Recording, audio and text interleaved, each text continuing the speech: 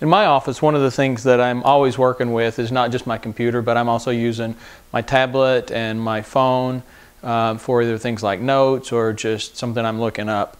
So what I wanted something to go in the office in there that would hold my tablet and hold my phone while I was working. So I decided to build this tablet holder with a big block of locust that I have. It's pretty old locust, so it's got some nice fissures in it. And you know, I thought while I was building it, I would also go ahead and put a place to put a couple of my nice pens and stuff while I was at it. So this is what I came up with. It's got 2 slots in the back, one for my tablet, one for my phone, and then I've got 2 slots in the front to put my pens in. So all right, I'm going to talk a little bit about how I put this together. For this project, I decided to use an old piece of locust that we'd had sitting outside at my dad's shop for quite a few years now. The locust has been in my shop for at least probably a year and a half now. Acclimatized to the shop, and I wanted to use it because it's a very interesting grain pattern, nice thick piece of wood.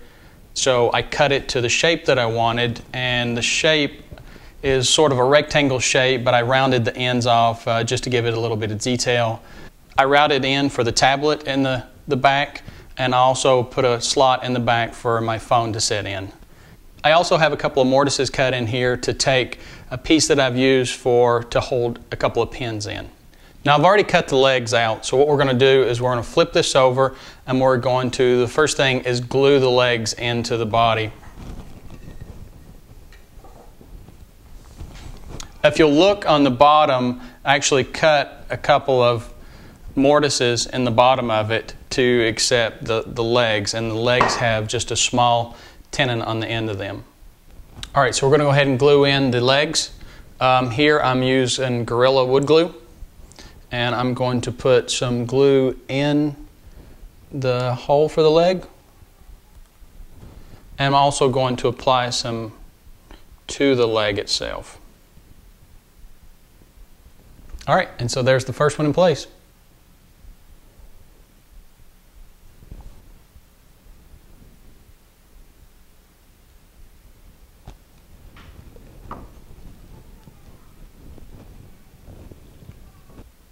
All right, with the legs in place, we're going to flip it over.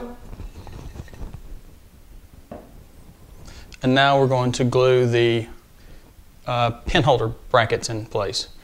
Basically, this is just a straight piece that I cut 2 little half-round circles out in to use to set the pins in, and cut a tenon on the bottom to fit in the mortise that I created. Alright, so now as I fit these in place, each side was a little bit different, so I had them marked so that I could see which spot they go back into. So I've got that laid out, and so the next thing I do, I'm going to glue up just like I did the feet.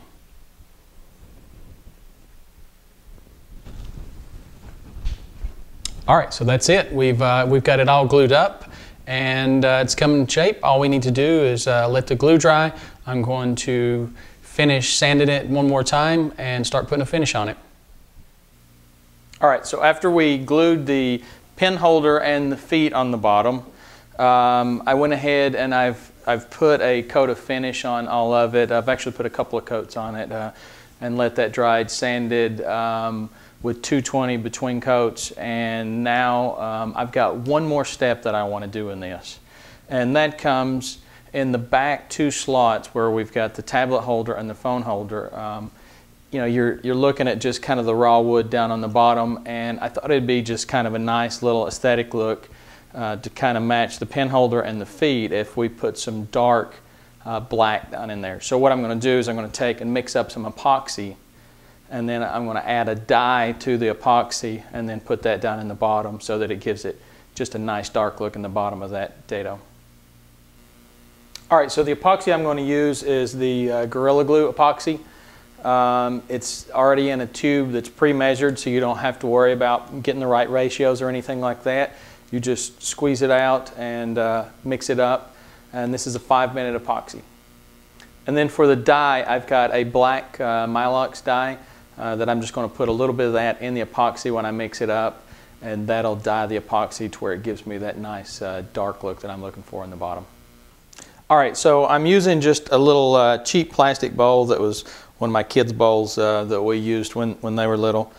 They work really good because they're cheap and makes a good little bowl just to mix in. I've already put the epoxy in and added a little bit of dye. It really doesn't take a lot of the dye. When you put the dye in there, the few drops, you're going to think that you probably need more, but start mixing. It goes a long way. All right, so it's all mixed up, and I'm going to go ahead and just pour this down in these troughs.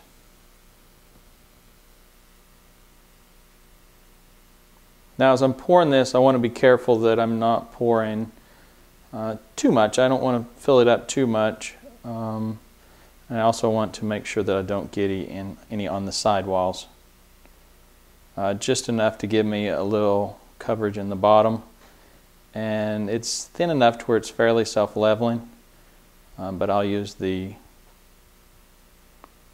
little popsicle stick that came with it just to kind of help that out once I've got everything in. All right, so that looks like I've got this, so now I just need to wait. It's a 5-minute epoxy, so it does set up fairly quick. I'll probably give it a few more minutes just to make sure it really hardens and come back and check on it.